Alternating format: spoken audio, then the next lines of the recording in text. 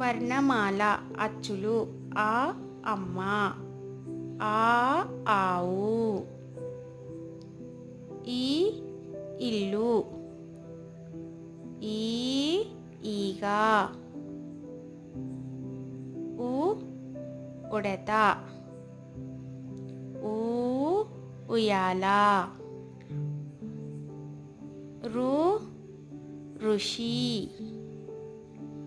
రు ఏ ఎలుక, ఏ ఏనుగు, ఐ ఐదు, ఓ ఒంటె,